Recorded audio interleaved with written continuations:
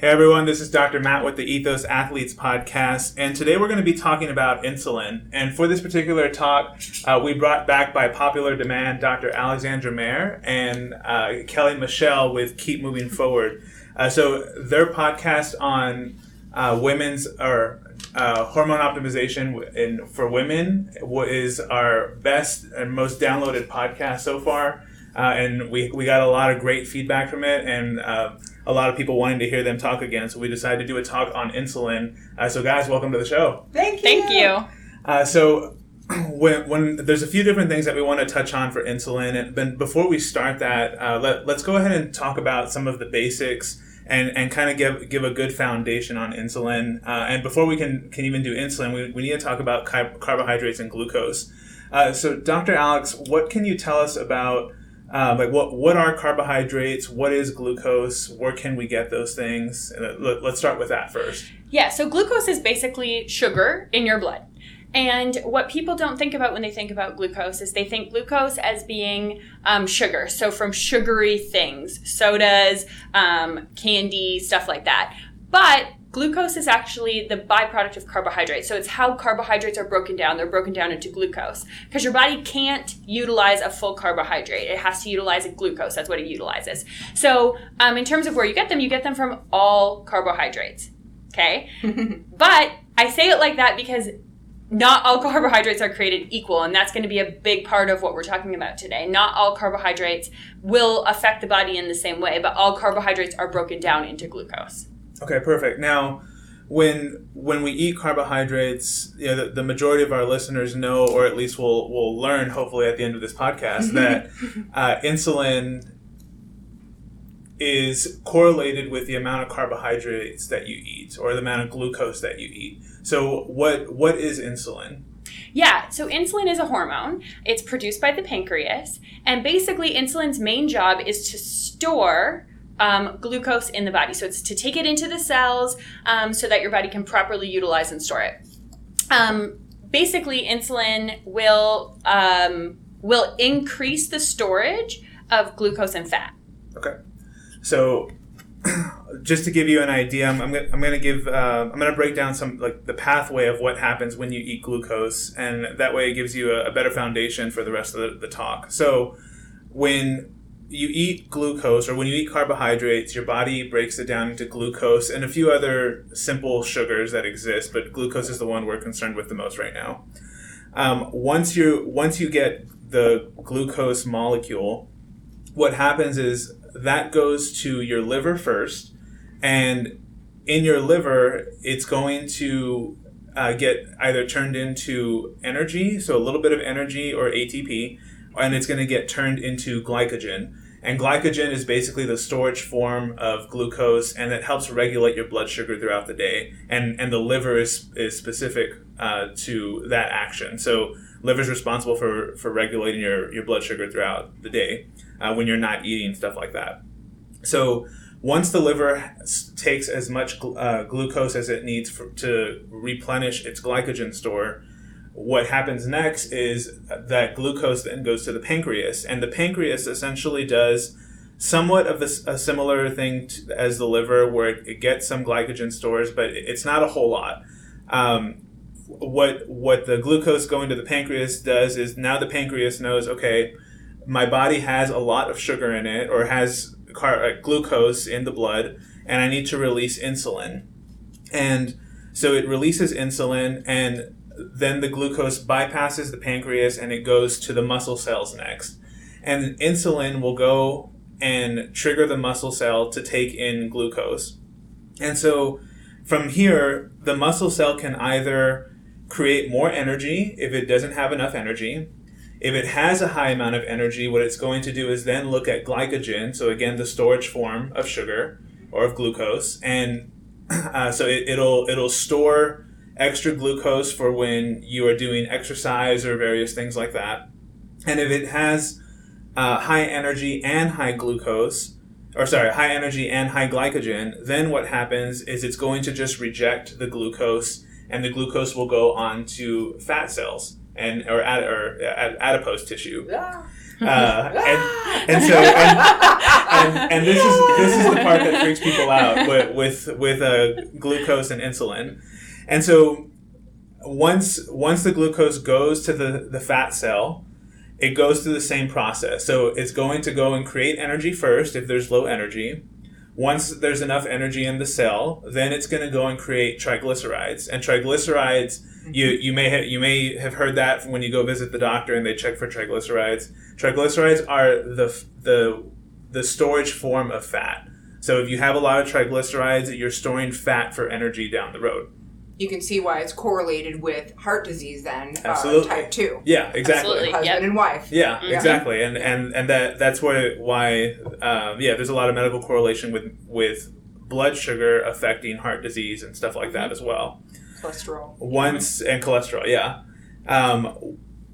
Once it has enough triglycerides, then it gets or if it has a high amount of energy, high amount of triglycerides, then the fat cell rejects it. And essentially now it's kind of just floating in the blood. And this is where you have high blood sugar or hyperglycemia. So that's kind of the foundation of what this pathway looks like. And where some of the problems lie, or where the concerns are with a lot of individuals, are what it does with the fat cells, and then more importantly, what is if it bypasses the muscle cell because of insulin resistance and goes straight to the fat cell, then these are some of the problems that can occur. And so hopefully that was a quick and short version of what's going on. So the last thing that I want to clarify before we get into this, or before we get into a little bit more detail, is what insulin resistance is. So Dr. Alex, can you tell me a little bit more about insulin resistance, what that means, and how can someone tell if they have insulin resistance? Yeah, so basically, to break down insulin resistance into kind of the most simple way of thinking about it is basically if you have a cell and you have insulin. Insulin is supposed to, like Dr. Matt said, it's supposed to be able to help you store glucose. So what happens is, over time, if you have too much insulin, your cells don't respond the same way to insulin as they would have before, right? So in a normal, healthy person, what happens is you get a little spike in insulin and your body goes, yep, I got this, I'm good to go. And what happens in insulin-resistant patients is it's the opposite.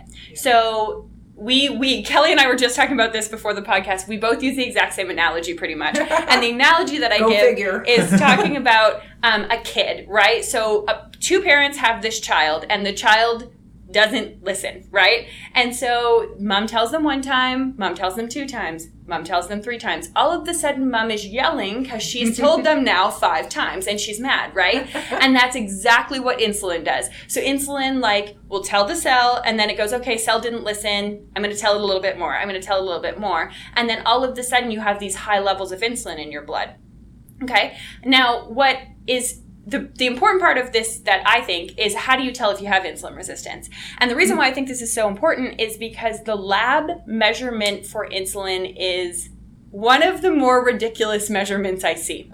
So the lab measurement goes somewhere from, I don't know, it might be 3 up to 20. Yeah. And if you have an insulin close to 20, if you have an insulin close to 15, let's say, you're going to look at that and go, man, my insulin looks really great. It does not. We want your insulin to be somewhere around 5. Yes. And so that's a big difference, right? So that's how you can tell if you have insulin resistance. Other ways to tell if you have insulin resistance would be some abdominal weight gain is big with insulin resistance. But also a lot of people who have insulin resistance will have those high and low blood sugar. So they tend to be that person who gets hypoglycemia, right? Where all of a sudden they're cranky and they're irritable and nothing's good, and they find that they can't go from meal to meal without being cranky. That's important to think about. One thing that I did not mention in talking about if you have insulin resistance was blood sugar. And that's because blood sugar can be completely normal and you can still have insulin resistance. Yep. So your insulin is controlling your blood sugar just fine. It's doing its job just fine, but you still have insulin resistance. And so that's a piece that I see missed a lot in my patients, is that patients will go, no, my blood sugar is completely normal. It's fine. I don't have that. That's not true. So let's say someone has insulin resistance and they start to, they have it, they don't know about it because their blood sugar is normal. They're not getting a fasting insulin tested to see. What are some of the things you mentioned? Abdominal weight gain is one of them. What are some other things that they can experience, or what's the worst that can happen essentially? What's the worst that can happen with insulin resistance? Yeah. Oh boy. Like you can go into type 2 diabetes, various things like that, correct? Oh, yeah. Okay. Yeah. So the worst that can happen if insulin resistance goes unchecked is for you to end up with type 2 diabetes, because eventually what will happen is your body can't secrete enough insulin to actually control its blood sugar, right? Now, prior to that, you're going to end up with changes in weight, particularly that abdominal weight gain. You can end up with things like metabolic syndrome. So like a couple things were mentioned earlier, right, about triglycerides and how triglycerides raise. And so metabolic syndrome will have weight gain and triglycerides being high blood pressure. and usually high blood pressure. And so that kind of metabolic syndrome picture can also happen. Yeah, I'd say those are the more common ones for sure. And the misdiagnoses for these things, I mean, it happens all the time. It's just like when we talked about in our earlier hormone episode, women will go in, and men, and the doctor will say, you are pre-diabetic. And they come racing back to the nutrition coach, and they're like, oh my gosh, I'm pre-diabetic, blah, blah, blah. And I'm like, well, can I take a look at your labs? And the only thing that they've tested is A1C. Yeah, absolutely. And so it frustrates me because they also use the words loosely metabolic syndrome. They do use it really loosely. Yes, they do. And they tell people your cholesterol is out of range. And it's not. I look at the labs and it's within healthy range. And their blood pressure is also within very healthy range. And so you have to make sure that when you're getting the testing done for insulin resistance, that the person knows that you want them to test you for insulin resistance and why, and the symptoms that you've been having, because they misdiagnosed me 3 times with Crohn's disease and then didn't even look for insulin resistance until 7 years later. Which, by the way, you know, when you've got autoimmune, you're pretty much 50% more susceptible to type 2. And that's pretty alarming, because if you look at America as a whole, you know, we've got roughly 40 million people, and 20 million of those are obese, and 20 million of those, and I think the percentage is higher if we were really going to do some extensive research, have either pre-diabetic tendencies or type 2. Yeah, absolutely. You know, and I mean, all we have is the people who actually have already documented this medically. There's a lot of people out there living with type 2 that don't know they have it. Absolutely, yes. They just do. Yes. You know, or pre-diabetes, you know. So I think that's such a good thing to bring up is the testing. Like if you're getting tested and the doctor's saying that you're within normal range, kind of like we talked about with thyroid, but you know, the scale goes 0.13 to 5 and you're 0.14, you're not normal. You're not normal. And if you are a patient that is struggling with abdominal weight gain and you have not had a fasting insulin checked, you are not doing it right. Yes. You need to have a fasting insulin checked if you are a patient who is struggling with abdominal weight gain. Yes. Absolutely. We see all kinds of things with, you know, the fatty liver and the fatty organs. It's not bloat. Yes, you've got abdominal fat, and you also probably have fat in the organs as well. You know, and so that can feel like bloat, but it's not. Oh boy. What I usually tell my patients is if bloat doesn't go away, it's probably not bloat. Sadly, you know, and I love these podcasts because they really do raise awareness, and I think, like, I always say this to people when I'm speaking in larger groups. I'm like, my population, what I mean is my clients, they're so informed, they're almost overly informed, and we're discovering some things that have really been tough to swallow. But you know what? They can be tough to swallow at 40, or they can be really tough to swallow at 55 or 60. Oh, yeah, for sure. Okay, absolutely. So it's like, you know, I'm sorry that I had to be the deliverer of this message, but really you should be thanking me because your doctors have not found this thus far. Absolutely. And, you know, this could have been undiscovered for many, many years. So, insulin's not a bad guy. It's not the bad guy. and that kind of brings us to our next point is insulin gets this bad rap of, oh, well, I don't want insulin to be produced because it causes weight gain, and that's a myth, right? Mm-hmm. And so, what can now? On the flip side, insulin resistance is what causes these problems, and fortunately, there's ways to reverse this, right? Mm-hmm. And so, yes. From a nutritional standpoint, Kelli, what can people do, or what's the conversation you have when it comes to reversing insulin resistance? I try to take it step by step, because if you throw too many things at a person, they get so overwhelmed and they think they have to change everything about their lifestyle. So the first thing that I have them do is look at sleep. If you've not been sleeping, your hormones are already going to be mismanaging their messaging back and forth, okay? So sleep is the first thing I address. Some people can make great strides there, while others have tons of excuses for why they can't get enough sleep. Second to that, I have them look at what they're doing for their movement, their training. Because so many people think, oh, carbs, they're freaking out. I got to lower my carbs, and my doctor says 50 grams of carbs. And I'm like, so everybody's supposed to be on 50 grams of carbs. Right. Let me get this straight. Yeah. You know, that's just absolutely not true. I actually listened to 3 TED Talks today and wanted to smash my head against the wall. And, you know, some of them are wonderful, but we've got doctors out there telling people that they need to be on 50 or less grams of carbohydrates, and these people are not even type 2. They're actually pre-diabetic, quote unquote, and they're actually active people. Right. But they don't know when to eat these carbs, how much, and what they need to eat them with, which is the most important thing. So I work on first behavior patterns that I know we need to fix, and I tell them these are going to be very important. And next, we go to nutrition. Mm-hmm. Mm-hmm.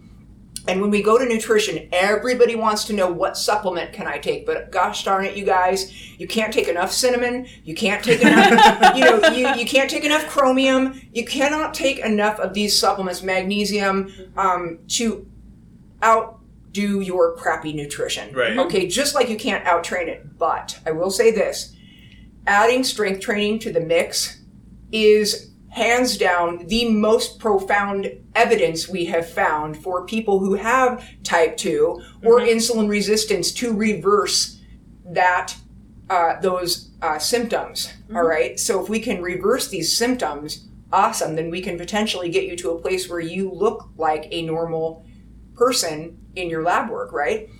So training has a long afterburn where you're going to be ripping through GLUT4. Right? Yeah, yeah. Am I pretty awesome? Yeah, that's good. I like it. Right? And so we have a person who doesn't train and might need only 1 unit of insulin. And we've got somebody who does train needing 2, right? So we've got, if we do have an insulin resistant person and they've got more glucose free in the body that needs to be used, because we already know that it's being stored in the fat. We already know it's being stored in muscle tissue. And again, they're insulin resistant, so most of it's free, right? Somebody who strength trains now is going to be using a lot more of that glucose and thus can have more carbohydrates to maintain normal levels of glucose in the body and doesn't have to be as careful, should we say, as somebody who's very sedentary that does no movement. So I think the first thing to have people do is start walking and maybe start lifting light weights, which is exactly what I've got Robert, my client, doing. He has been with me twice. He actually left me. We had a great conversation about it. He said, I want to try the ketogenic diet. That was not a sustainable thing for him, and he's back with me. And the areas that he changed were not just his nutrition. He changed his nutrition first, and then he started adding the walking in and started looking at all of his behavior patterns like alcohol. He very minimally drinks. So that's the other thing is, even with people who are generally tracking nutrition, a lot of people fail to add their alcohol calories. Yeah. Which for an insulin resistant person is like major. Yeah. Oh my That's major. gosh. Yeah, I can go to from 0 to 100 in 1 second if I have alcohol. And it's the same thing I was telling Dr. Alex is I am insulin resistant. I thankfully do not have metabolic syndrome. I've got great blood pressure and great cholesterol. And they even asked me the other day, is your pulse always this low resting? And I'm like, is it really low today? Because, man, I've been under a lot of stress this week. She's like, yeah, it's 44. I'm like, oh, well, I strength train. And she goes, do you do any cardio? I'm just curious. I said, no, I don't. I just strength train. Yeah. She's great. And I said, yeah, and I will be honest with you, I feel the afterburn. I am able to eat more carbohydrates on the days that I train. And on the days that I don't train, I'm very careful to manage my carbs. In fact, I usually fall a little bit lower on those days. And sometimes if it's been 3 or 4 days without training, that 4th day is the day that I will really watch my levels of glucose. Yeah. Because if I don't get that day of training in the next day, that's now 5 days that I've gone with no, 24 to 48 hour metabolic advantage, if you will, for somebody with insulin resistance or even type 2 that's trying to reverse these symptoms. It's really important that you look at the structure of your nutrition. You look at your meals. You're not eating every 2 hours. Again, we talked about that in one of the earlier podcasts. Yeah. Doctors tell people you should be eating every 2 hours. That's crazy. No, you should not. Yeah. So I am literally so excited that you just said that. I am so excited that you just said that. My patients come in all the time and they're like, well, no, I have to have this many small meals a day. Sweet Jesus. No, your body is designed to be able to eat a proper meal and then to go to your next proper meal. And fasting is important. It's so important. If you're just spending all day eating, first of all, you have no idea when you're hungry because you've totally turned off your hunger hormones and like that leptin's so high idea. But on top of that, your body needs that rest. It really does. It needs that rest to do its digestion, to do the things you need to do. And that is the number one thing I say to my patients is don't snack. And they hate me for a little bit, but they get it. I tell them that every time. So I'm so glad that you just said that. The other thing is that if you're training your body to be hungry every 2 hours, you're just training your insulin to be more efficient. Right? And you're just going to have more free glucose. And for somebody with resistance, this is dangerous. This is not good. And ironically, and my clients are going to be so excited to hear this, and I've said this a million times, I program all of my clients to eat this way because I feel that it is responsible. It is actually putting them at a major advantage in their 20s and 30s to eat like this so that they don't establish patterns of having, hi, I'm here, cells, here's insulin. I'm here, and the cells are like, yeah, you've knocked too many times. That's what happens when you eat every 2 hours. Right. Knock, absolutely. I don't need any more. Thanks, go away, insulin. Go away. Yep, get out of here. And then finally what ends up happening is those cells just reject the insulin, and now we've got all this insulin and no activity, and there's no reason for that. Right. There's no need to eat when you're not hungry. Yep. So my first piece of advice, and this is actually to all my clients, but don't eat when you're not hungry. Yeah. And you got to ask yourself, and I had somebody write me this week and she's like, I'm mentally hungry. I go, what does that mean? You mean you want to eat foods because you're having cravings? Right. You got to fight through that. Your mental toughness has to be there if you want to reverse type 2. If you want to reverse insulin resistance, it's going to be tough for the first couple weeks. But man, is it easy after that. If you wait between eating, your body retrains itself within 3 or 4 days to signal hunger. Every 3 or 4, and I go 5 hours between eating sometimes. But I don't do that when I'm in a calorie deficit because I can't. I'm too hungry. So every 3 or 4 hours, I have a serving of carbs, which is about the size of your fist. I have a serving of vegetables about the size of my fist. I have a serving of protein about the size of my palm. And then I have a fat serving, if it's not in my meat, about the size of my thumb. And I actually go a little bit more than my thumb on my fat serving because with insulin resistance, I have found that with lower carbs, I need higher fat. You do. Yeah, you absolutely you really need to balance that. For the satiation. Does that mean you need to be ketogenic? No. Absolutely No. not. Because if you are truly ketogenic, you don't eat high protein either. Right. And I actually eat pretty high protein. But with that, we can go to a whole different level. If your carbs are too low, you also could be using protein as a form of glucose. So I also allow people some education in this area by saying, if you've got insulin resistance and you're eating 50 grams of protein at every meal, females, you might want to tap the brakes on that just a little bit. Mm-hmm. Because again, the body is smart.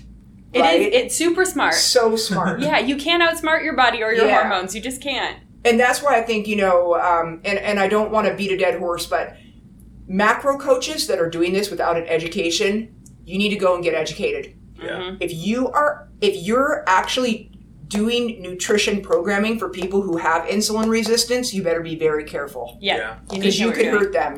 Absolutely. If you pull all their carbs out of their diet, good luck getting them to be adherent. Yep. Number 2, it's not practical or sustainable, and you'll never get them to a place where you reverse it because you have given them no skill set. Mm-hmm. 0. Nothing. Mm-hmm.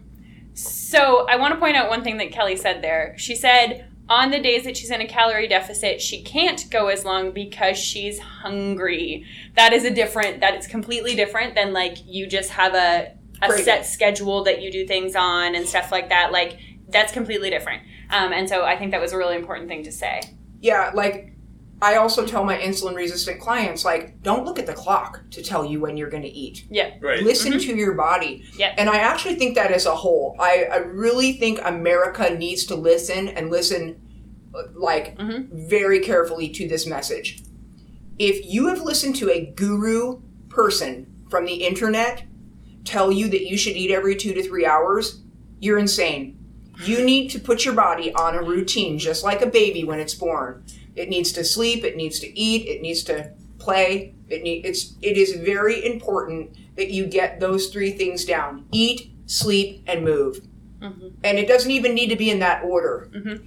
You can get up, and the first thing that I do when I notice that maybe I'm storing a little bit too much glucose because I've been a little too liberal with my carb intake, is I will go for walks in the morning fasted.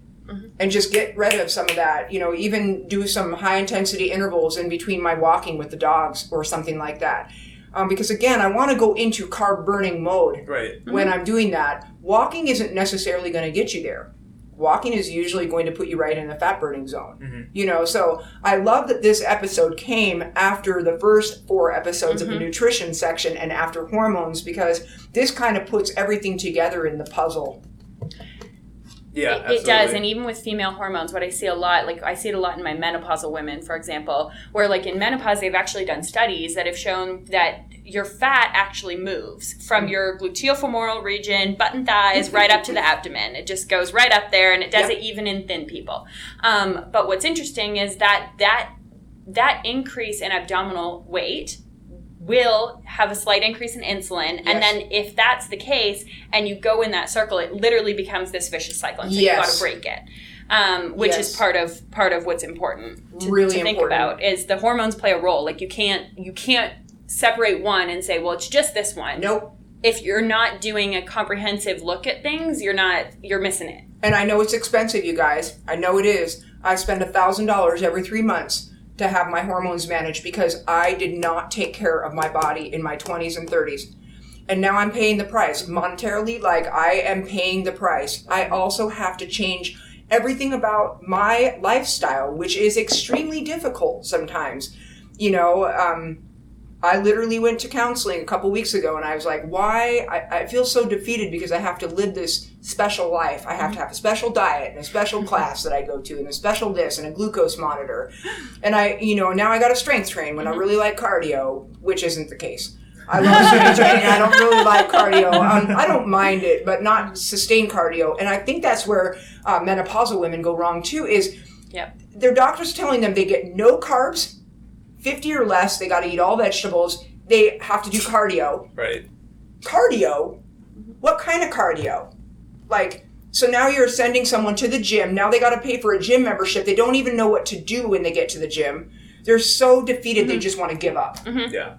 One thing at a time. Yep. Start walking, then maybe add strength training, on top of managing your nutrition, pairing your meals. My clients are professionals at pairing their meals. Mm-hmm. They will share this knowledge. They go on there. They give everybody, little tips and tricks on how to make sure they have a fiber and they make sure that they have a little carbs. And I've even just been putting pictures on Instagram of my protein, carbs, fat, and fiber so that people online can know. Nice. I like that. Yeah. This is a perfectly balanced and paired meal for a female.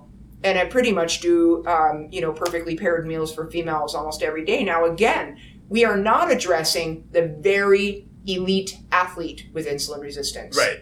Yeah. Mm-hmm. Yeah. That equation is a little bit different.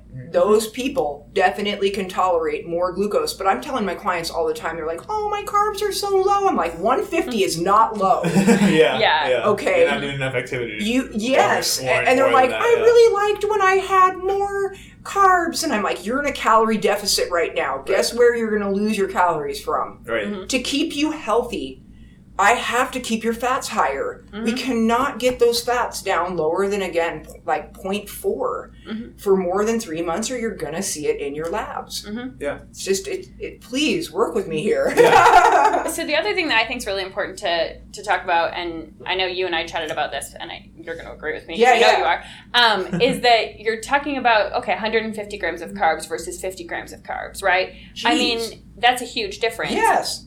But it's also not all carbs are created equal. No. So if you're eating 150 grams of, like, refined carbohydrates, pastas, breads, white bread, white potatoes, white tortillas, all this stuff, that's not going to be the same as eating 150 grams of carbs that are coming from a variety of vegetables and whole foods and have some fiber in them and all that stuff. Like, all that stuff is, fiber is actually processed differently in the body in terms of being carbohydrate. It's not processed into sugar the same way. And so that's important. If you really important are eating 150 grams of junk, you are not going to lose weight. Yep. Yeah. You will not. If it's high quality, and again, you guys are not rocket scientists, but it's pretty easy to see and notice the difference between, what a processed carb or refined carb is and what a whole grain carb is. And let me be really clear about this. There are very few things in the United States that are actually whole grain. Yeah, that's true. Okay? Yeah. I know that might flip your head back, but look at the packaging. If you want to go down another rabbit hole, go on to, Google and research real whole grain foods. And you'll be like, I don't like any of those. Well, yeah, of course not, because they're not removed of their, value, and they don't taste as good. So it is and I know I'm speaking to a large population of people who have a palate that loves to have things that taste good. Let's face it, if you're trying to reverse type 2 or insulin resistance, you've got to be 80-20 or 90-10. I am 90-10. I do have one thing every day that I really like. When I'm more flexible with my food and I get, my sugar intake up over 30 or 40 grams or even 50, and I've done it in the past because I was a power lifter, I needed more sugar. I was ripping through glucose faster than anyone could even imagine, and that's why I was able to have so much glucose. When you're sitting behind a desk 12 hours a day and you're pretty sedentary and you lift 3 days a week and people are perplexed that you manage to keep your weight so, within range, you've got to look at expenditure as a whole. You got to still look at how much is the person doing versus, here's where their macros should be because some auto-populated machine told me to put them here. You could get the lines crossed really, really easily if you're going based off of something that is just off of general population-specific information. I'm telling you guys, we have half of our population who's obese and type 2. Yeah. We have a huge problem, and it's come from the processed and packaged food, and our population growing so fast that we have to feed all these people, so we have to make it convenient. We got to make it fast, and America's have it your way right now at Burger King. Right away. So we've got a problem, and the problem is this. If you don't prep, you're not going to reverse type 2. Bottom line. Yeah, absolutely. And the other thing that we talked about with processed foods is that it's not just carbohydrates. You can't just look at what the carbohydrates are in them because fats. Things like the trans fats and all of the hydrogenated oils that are in there. Basically, if you think about it this way, all we've talked about today is insulin and cells. Okay? The outside of a cell is a fatty membrane. It's made of fats. So the way I put it to my patients is if all you're absorbing in your diet is trans fats and hydrogenated oils and all this stuff, your membranes are not going to function as well. Therefore, your hormones are not going to interact with that membrane as well. So that's the other piece to it that you need to look at. It's not just carbohydrates. It's also, well, what's the extra stuff that's in there that makes that like low carb thing taste good, right?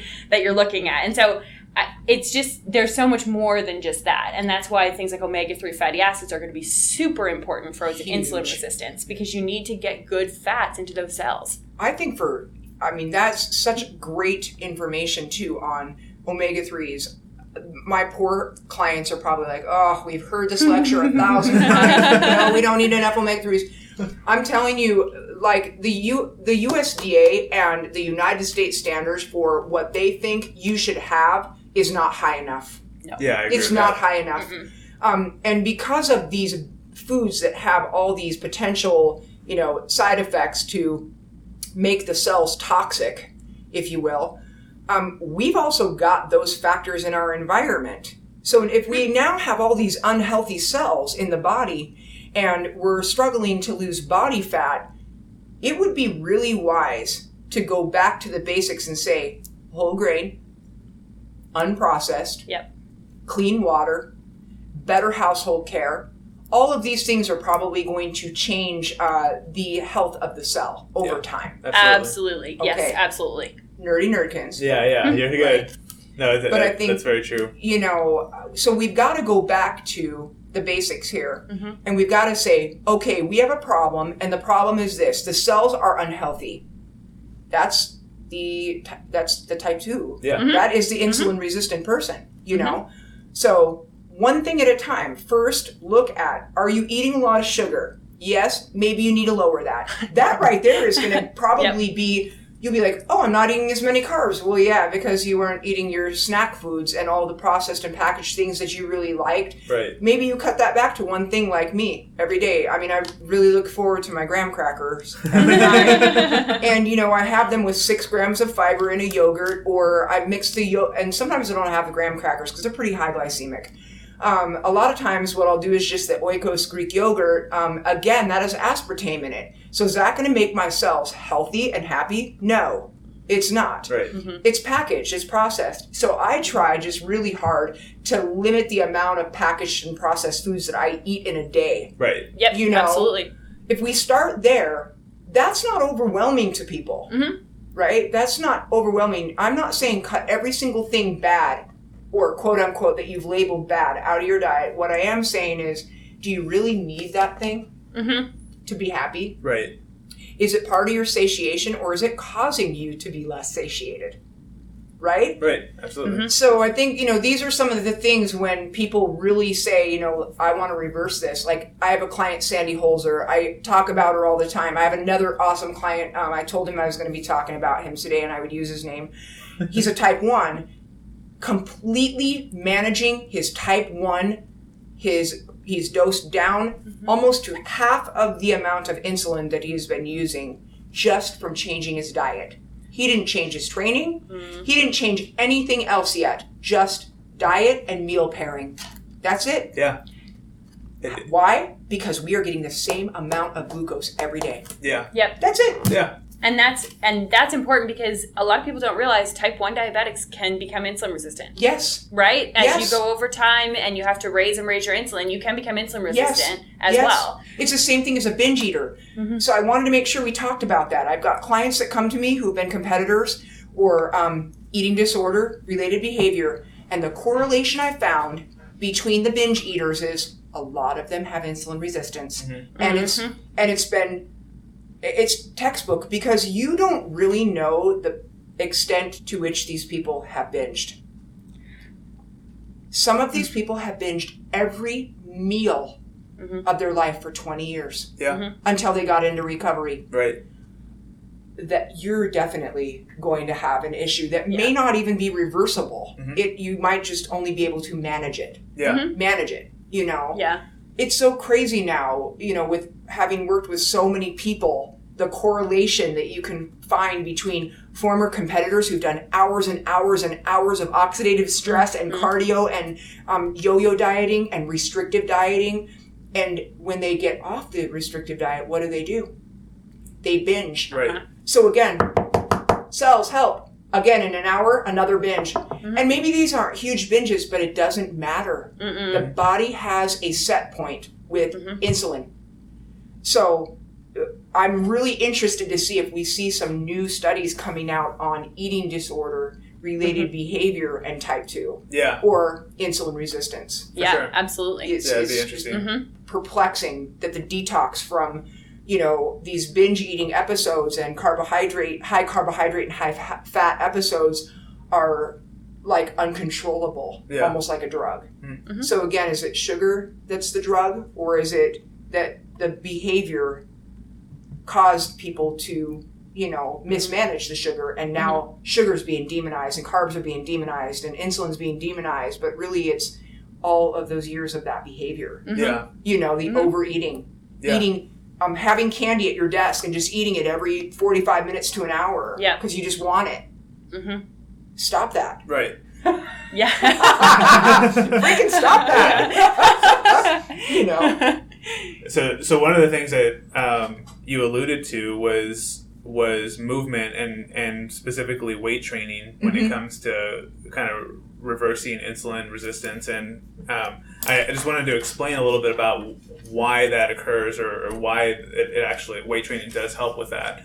So if you go and think about the foundation I laid out earlier where we follow what glucose does. So it goes to the liver, pancreas, muscle, and then fat. So in an individual that weight trains, muscle is more metabolically active than that fat cell. And keep in mind that it goes to the muscle cell before it goes to the fat cell. So again, if the muscle cell doesn't have enough energy, then it'll use glucose to make energy, or if it does have a lot of energy, it'll use it to store more energy for later as in glycogen. So just to give you an idea of how much more active it is, in an individual that is active and that does weight train, muscle will absorb 6 times the amount of glucose that fat does. When you have someone who's sedentary and is not active, it's a 1-to-1 ratio instead of a 6-to-1 ratio. And so if you're thinking about how at the end, once it bypasses muscle and it goes to fat, it can store triglycerides, and it can you have this buildup of fat. You can prevent that by being more active, because now you're going to use up more of that glucose in the muscle cell, and it won't even have a chance to get to that fat cell. And that's how you prevent that. And so I just kind of wanted to explain that a little bit more. And by the way, when as we've talked about all this of the path of glucose, when you have someone, and you can confirm this, Kelly, when you have someone like Kelly or a coach or another doctor talk about metabolism, this is what they're talking about. Yes. Your metabolism is broken. Yeah. It is. People, what women do too is they start calorie restricting. Right. Because they're gaining weight. Yeah. And you are at a dead standstill. In fact, usually you'll start adding body fat. Yeah, because your body's smarter than your that. Your metabolism is not working correctly. Right. So the worst thing you can do is over-exercise and starve yourself, putting yourself further into a calorie deficit. Right. What you need to do is start seeking professional help so that you can work on one thing at a time. And, the first step is don't spend $1,000. Go get a glucose meter. Yeah. Start glucose metering, Yeah, those are cheap. They're really cheap, and there's so much information online, and really good information online about doing glucose testing. I mean, you can go on YouTube and learn how to do anything. You can rebuild your whole house from scratch, Yeah. But it doesn't take rocket science to figure out, where you're at after your meals, where you're at in the morning, and then to start pairing your foods a little differently so you have, an appropriate amount of protein, carbs, fat, fiber at every meal, and then training your body to wait between the next meal. And then you're like, oh, I'm hungry. Drink a little water, ready to roll. Add maybe some L-glutamine to the mix, because that can't hurt anything. Right. In fact, it's very, very good for insulin resistance. It's great for the gut. And I don't think people understand the difference between the gut and the endocrine system. Like, they are very much in communication with one another. Yeah. Absolutely. Yeah. Yes. So insulin is a great messenger, and he has the ability to communicate between the bloodstream on a cellular level and also internally to the gut, right? Mm-hmm. So his job is a very important job. And when insulin is mismanaged, now we've got issues also with our gut. Yep. We've got issues with the brain. We've got issues with the whole endocrine system. We've got issues with the gut and the endocrine, right? So internally, externally, it's going to be, problematic. And over time, these can cause more and more issues. Hair loss, people with eczema. The autoimmune disorders that are undetected are the things that I think are so interesting and perplexing. And a lot of those, I think, are because of mismanaged insulin. Yeah. So we'll see. I mean, the new research that's coming out is amazing. Mm-hmm. Arizona State University is doing some awesome research studies on intermittent fasting. So here's the 1% of the population that I think needs to hear this, and the 50% of the population that might want to utilize this. Yeah. You should fast between your meals. Yeah. Yep. Intermittently. Uh-huh. Yes. Don't guru yourself. There's no guru intermittent fasting science project that you need to do that is better than this or that. Yeah. If you want to intermittent fast in the morning because you're going to hit 120 grams of carbs that day, or 100 or 80 or whatever your body needs, right? That's fine. But there's no science showing that if you eat in an 8-hour window, you're going to burn this amount of body fat and you're going to be at this place. It all comes down to being in a calorie deficit, and it all comes down to managing how much glucose you need. Like, every person is so different, even with their carbohydrate needs. That's why macro tracking is important. Oh, yeah. You should know how much fat you're eating. Mm-hmm. You should know how many carbs you're eating, because if you need to adjust your carbs and you're already in a calorie deficit, what do you need to increase? Fat and probably a little bit of protein if you're American. Right. Mm-hmm. Because Americans are, like, it's crazy to me to see the differences between who's been on a low-fat diet and who's been on a paleo diet, and who's been on this diet and that diet. And again, I'm not begging on any of the preferences, but what I'm saying is, it's very difficult to get somebody to a healthy place when their carbs are so low, that they're not even producing enough glucose to get through their day because they're just absolutely, tanked. Mm-hmm. Especially like people that are active. Yeah. They come in, they're like, I'm so frustrated. My doctor told me I need to be eating 30 grams of carbs and it can only be from these 3 sources. And I'm like, is there something magical about these 3 sources? They all converted to glucose. Right. Yeah. Like I had someone tell me today, oatmeal. Uh-huh. That's all they could have. That's crazy. Oatmeal. Why? That's what I asked. And then I said, you need to make the decision. Are you working with this person or are you working with me? Right. Mm-hmm. Yeah. I would like you to decide. I don't want to go back and forth between 15 emails saying this person has you on these macros and I've got you on these. Macros at this point don't matter. What I think you need to do is what you can sustain. Right. Mm-hmm. And then you need to ask yourself, do I really want to reverse this insulin resistance or type 2 or pre-diabetic tendencies? That's easy. If you're pre-diabetic, we can change everything with your nutrition and your sleep, pretty much. Mm-hmm. Yeah. And then if we add exercise, man, we're really getting we're getting officially top dog there. Yeah, for sure. Yeah. Yep. So there's a lot of hope there. Again, these are hormone issues. If we can see what's going on underneath the hood, we can then fix that and then put fuel in the car and the car will run. Uh-huh. You don't put fuel in the car with a broken engine and it's going to go nowhere. Yeah. Yep. That's a perfect analogy. Yeah. Right. Absolutely. We got to fix what's going on underneath the hood. Yeah. And then we can get the car some fuel and then we put the car on the track and it runs. And it may not run at high speeds yet because we still have some things that we need to tune up, right? Yeah. Still got to work on that. We got to tune up. Yeah. Yep. Of course, I think we threw enough information at y'all today, so we're going to go ahead and kind of summarize this podcast. So today we talked about insulin and insulin resistance and essentially how insulin resistance can lead to abdominal weight gain, energy crashes throughout the day, and in worst case scenario, type 2 diabetes. Now, we kind of laid out a few different ways to prevent that because insulin resistance is preventable and it is reversible. Yes. And so In order to check if you have insulin resistance, you can get a fasting insulin run. You can also check a few other things, blood glucose, A1C, but these can still be normal even though you are insulin resistant. So keep that part in mind. Make sure you're going to someone that is looking for insulin resistance specifically. Yeah. Mm-hmm. And then when we're going and looking at how to prevent it, how to reverse it, sleep is an important one. We actually have a podcast series coming up on sleep alone. So that that's exciting to release. I'm excited to release that part. Also mentioned movement and how specifically resistance training or weight training keeps your muscles more metabolically active. I don't know why I can't say that today, and prevents the glucose from going to fat cells and storing fat and just keeps more energy production in the muscle.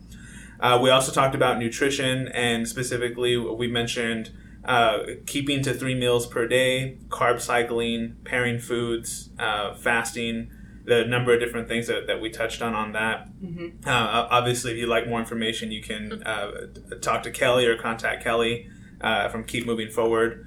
And then just to remind you all, this podcast was a kind of a part 2 to our hormone optimization and nutrition for women, which is our most downloaded podcast and most popular one, featuring Dr. Alex and Kelli again. So if you haven't heard that one, definitely go check that one out. They did such a fantastic job on that one, just as they did on this one.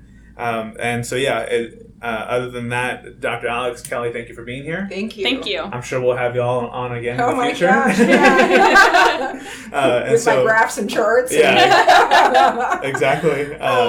So everyone, thank you for listening, and we'll catch you on the next episode.